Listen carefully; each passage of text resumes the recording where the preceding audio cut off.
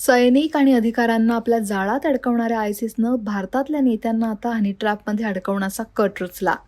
पाकिस्तानी गुप्तचर यंत्रणेनं अस्थिरता भारतात निर्माण करण्यासाठी हा अत्यंत घातक डाव आखल्याचं समोर येतंय.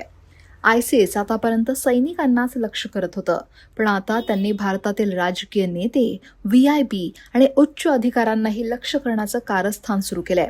पश्चिम बंगालमधील बहुचर्चित रेनेसा प्रकरणाचा तपास करणाऱ्या विशेष कृती दलानं या आंतरराष्ट्रीय हेरगिरी नेटवर्कचा पर्दाफाश केलाय. या प्रकरणाचं गांभीर्य लक्षात घेत स्पेशल टास्क फोर्स आणि पोलिसांच्या संयुक्त पथकानं झारखंडमध्ये छापा टाकून अर्पिता सरकार नावाच्या महिलेला अटक केली आहे. या गटातील एक महत्त्वाचा दुवा होती अर्पिता सरकार. अर्पिता सरकार, जिची अनेक बनावट नावं होती. अनामिका सिंग, दिव्या अशी वेगवेगळी नावं ती वापरायची.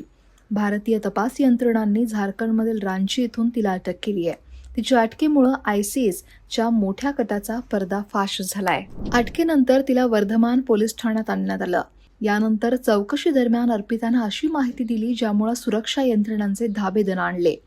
तिच्याकडे राजकीयदृष्ट्या प्रभावशाली व्यक्ती, सरकारमध्ये उच्च पदावर असलेले अधिकारी आणि त्यांच्या जवळच्या लोकांना सौंदर्याच्या जाळ्यात खेचून गोपनीय माहिती मिळवण्याचं काम सोपवण्यात आलं होतं. इतकंच नाही तर अनेक प्रमुख नेत्यांना जाळ्यात ओढून त्यांच्या अपहरणाचा कट रचल्याचाही तिच्यावर आरोप आहे. महत्त्वाचं म्हणजे या संपूर्ण टोळीचा प्रमुख आरोपी हमीम मंडल होता.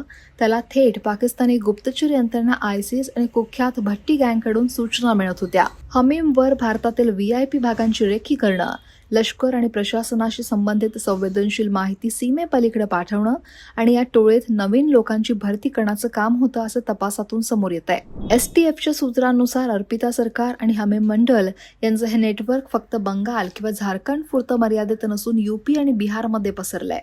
अनेक जण संशयित आहेत आणि आता सुरक्षा यंत्रणा या टोळीच्या संपर्कात असलेल्या किंवा त्यांच्या निशाण्यावर असलेले नेते आणि अधिकाऱ्यांची यादी तयार करतायत. आयसिसचा हा कट उघडकीस आल्यानं भारतासमोरील सायबर सुरक्षा आणि गुप्तचर आव्हानं पुन्हा एकदा अधोरेखित झाली आहेत.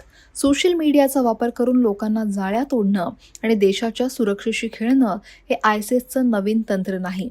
आपल्या देशातील प्रत्येक नागरिकानं सोशल मीडियावर अनोळखी व्यक्तींशी संवाद साधताना अत्यंत सावधगिरी बाळगणं आवश्यक आहे, विशेषतः जर त्या व्यक्तीकडून संवेदनशील माहिती विचारली जात असेल तर.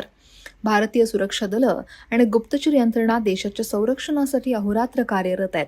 त्यांच्या सतर्कतेमुळे अनेक कट उधळले जातात, पण नागरिकांची जागरूकता ही सुद्धा राष्ट्रीय सुरक्षेचा महत्त्वाचा भाग आहे.